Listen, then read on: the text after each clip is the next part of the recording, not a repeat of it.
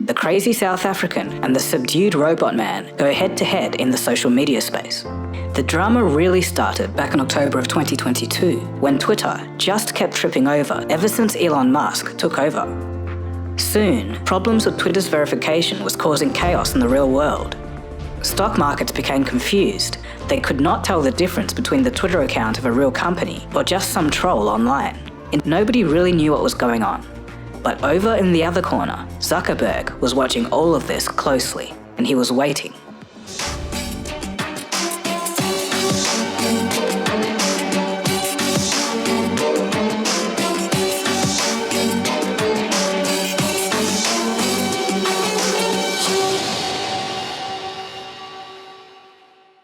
As the Twitter chaos was unfolding, many users switched to other microblogging sites like Mastodon, Tumblr, and Hive Social. Meta employees saw this as a golden opportunity, and in January 2023, they began developing an app which they called Project 92. Project 92 would later become Threads, and on June 9th, 2023, in a meeting with employees, Meta's Chief Product Officer Chris Cox would say, quote, "We've been hearing from creators and public figures who are interested in having a platform that is sanely run."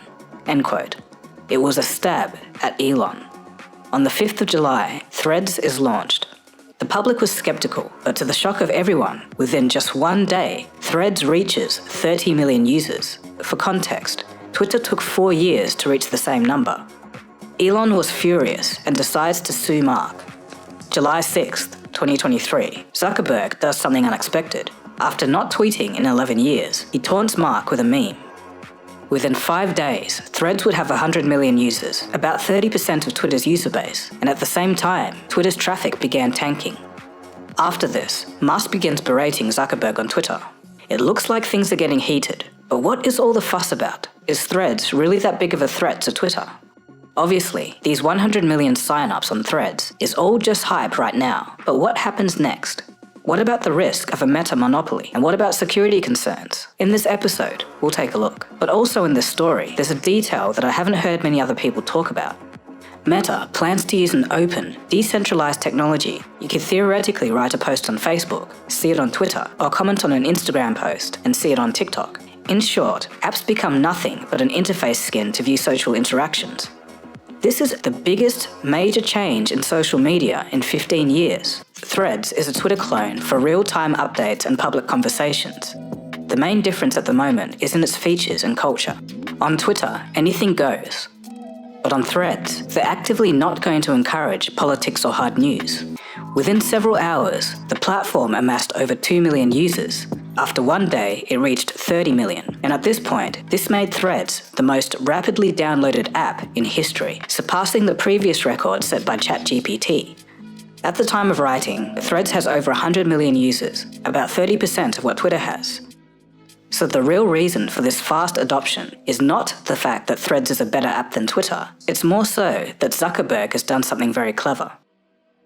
Twitter had to grow its user base from scratch. But with Threads, people who use Instagram can simply just sign up to Threads using their existing account, and they can bring along their followers and verification.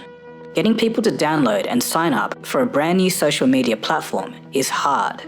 Instagram has 2.3 billion users. Launching Threads through Instagram reduces a lot of friction. On Threads, Zuckerberg has stated, quote, "The goal is to keep it friendly as it expands. I think it's possible and will ultimately be the key to success. That's one reason why Twitter never succeeded as much as I think it should have, and we want to do it differently." In the end, we could see both platforms coexisting, but for different reasons. Twitter is more edgy and chaotic, whereas Threads, once established and with more features, is a calmer, more corporate place for discourse. And also, thanks to Instagram, Threads will have the unique advantage of a generally younger audience, and an audience that may come from geographical regions that don't use Twitter. As for Threads right now, it functions solidly. It works smooth and is familiar. However, it is missing a lot of features. There's no trending news, no DMs, and no strong recommendation algorithm. So who could come out on top here? Well, looking at corporate history, it's not looking good for Elon. Elon and Zuckerberg come from opposite ends of business. Elon's experience lies in delivering physical products. It's more of a mechanical engineering and mechatronics vein. On the other hand, since 2004, Zuckerberg has basically grown up building social networks. He sure likes to mine our data, but one thing he has got in spades is experience. On the other hand, Elon Musk's inexperience in this area is starting to show. Twitter is having a hard time monetizing. Zuck has led a team whose expertise is in platform monetization, and Meta may be able to figure out what Twitter couldn't. Although Threads will not have ads until 1 billion users, Meta already has a good and established relationship with advertising clients. Threads is also seeing more user engagement than Twitter, which bodes well for advertisers. Even though Twitter does have a new CEO, Linda Yaccarino, Musk would still tweet business decisions that would make investors nervous. Without warning, he decided to limit the number of tweets that users can see. Many Twitter users reported problems accessing the site today after Elon Musk said he's putting a limit on the number of tweets users can read per day. Elon said that this was to stop bot scraping, but there might be more to this. Back in March, Musk refused to pay $70 million in fees to Amazon Web Services, the company that provides Twitter with the infrastructure to run. Twitter is also being fined $100,000 because Elon isn't paying the company's rent, as he believes that it's not worth it in San Francisco. So if the trends are anything to go by, and Amazon Web Services isn't being paid again, it's possible that they've been throttling data usage for Twitter, and this could be the real reason behind limiting the views for tweets. So all in all, it looks like, purely from a business technical ability, Zuck seems to have the upper hand here. But again, anything could happen. After the initial success of Threads, Musk made his thoughts clear. Quote, "Competition is fine, cheating is not." In a legal letter to Zuckerberg, Twitter would accuse them of, quote, "systematic, willful, and unlawful misappropriation of Twitter's trade secrets and other intellectual property." It's going to be a hard case, and according to Polk Wagner, a law professor at the University of Pennsylvania, quote, "Twitter also needs to show that Threads took information that was economically valuable and which the company had taken responsible efforts to keep secret."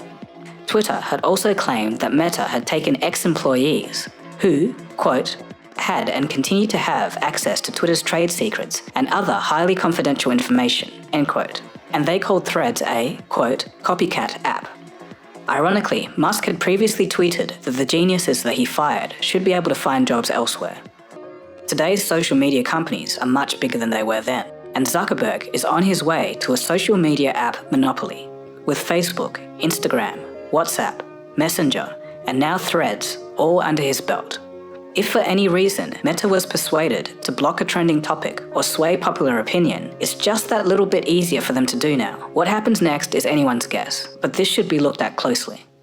As for Twitter, it's unlikely that it will die, but the game has changed. From a business perspective, there's a lot of new risk that's built up. If Elon says something crazy that offends people, or something on Twitter breaks, users can now just jump to Threads. It's going to be a slow grind, but the potential is there for a death by 1,000 cuts scenario for Twitter.